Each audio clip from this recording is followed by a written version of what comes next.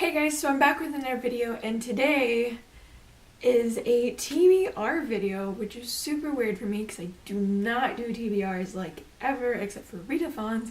This is not a readathon, although there's a super awesome readathon going on right now called Sumathon that I am co-hosting with some of my other booktube friends. So I completely stole the idea for this video from my friend Sam over at Samantha Reading. I will link her video up above and down below for you guys to check out if you want. You should also subscribe to her because she's an amazing person. But I believe it was in May, so this month, that she sent out a message in our group chat asking me and the other two girls in our group to pick books for her to read for her TBR.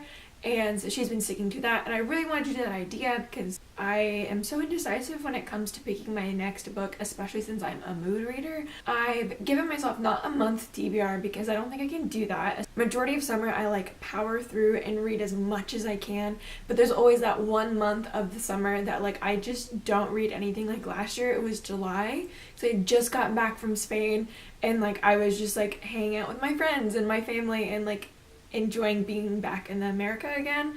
So I don't know when that month is gonna hit, so I don't want to like set a TBR for that month and not be that month. So I've given myself the summer to read 6 books. I let them each pick 2 for me, and I might as well explain the title of this video. So we call ourselves the Emo Squad because we all really like early 2000s like punk music. So yeah, that's where that name came from.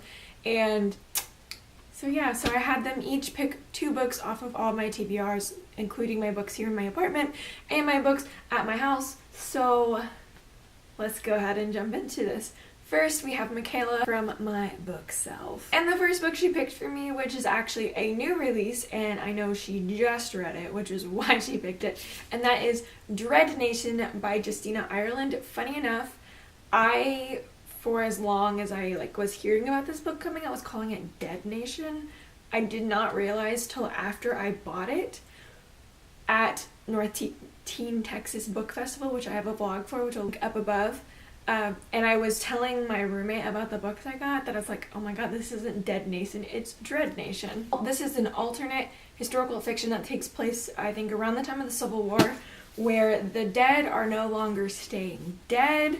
So I'm really excited to read this. I've also heard there's ace representation, although Michaela said it does not come in until like the very end of the book, which is kind of disappointing because that's one of the things I was really excited about for this book.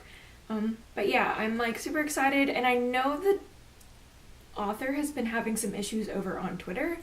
So I'm really separating the work from the author. And the other book Michaela picked is Every Heart a Dore by Shauna McGuire. I recently hauled this book. I've been wanting to get around to reading it. I know you're about to say something in the comments that I will address at the end of this, but it's a short little novella series. This is basically portal fantasies. We follow children who have come back from fantastical worlds such as Alice in Wonderland, Narnia, those kinds of places, and trying to readjust back in, you know, the real world. And I'm super excited. And it's really freaking short. Next, we have Sam over at Samantha Reading, and the first book she chose for me is The Demon King by Cinda Williams-Chima. I also just hauled this book. I don't know much about this. I just know it's high fantasy YA. Reagan from Peruse Project loves this series and this author. I know there's like 4 books in this series. There's a spin-off series that like takes place, I think, a couple of years after the events of this series, that I think the 3rd book just came out for. I think she also wrote another series. It's like an Air series. I've been seeing these books in my library since like God knows forever, and I just never picked them up. I do actually really like the covers, and now that I'm more of like an epic fantasy reader, I'm excited to jump into this. And the other book that Sam picked up for me, which I actually have to get from my house when I go home next week, is Gone Girl by Gillian Flynn? One of those two. Which is kind of pushing me a little outside of my comfort zone. I don't read much adult, especially adult thrillers. So I'm excited to read this. I haven't seen the movie either, so like I have not really been spoiled for anything. I just know it's about a woman who kind of just randomly disappears, and I think her husband's like trying to find her. It's something about murder or something like that.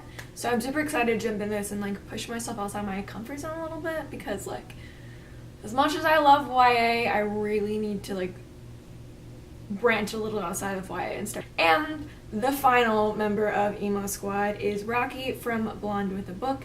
And honestly, I am not surprised at all for the 2 books that she picked for me. So the first one I have here is A Study in Charlotte, which I have lost the dust jacket for.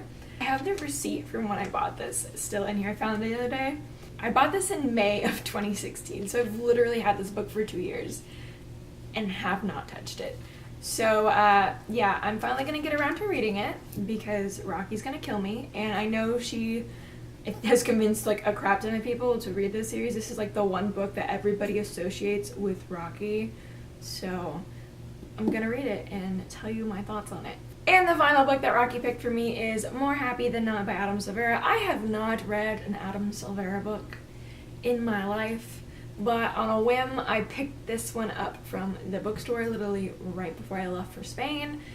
Haven't touched it. It's been sitting on my shelf. I've been meaning to getting around to reading it, and I know Rocky loves Adam Silvera, and I've also heard he's a very tear-jerky author, which I'm interested to see if he'll actually make me cry, because it takes a lot to make a book make me cry. So, if you've noticed, if you've been on my channel for a while, or you saw my Sabathon TBR, you do realize that 2 of these books are on my Sabathon TBR, and that actually just happened to be a coincidence that they both chose those books.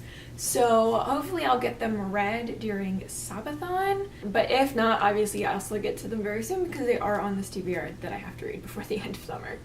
So that's it for this video. Like and subscribe if you want to see more from me. Until then, I will see you guys in my next video. Goodbye!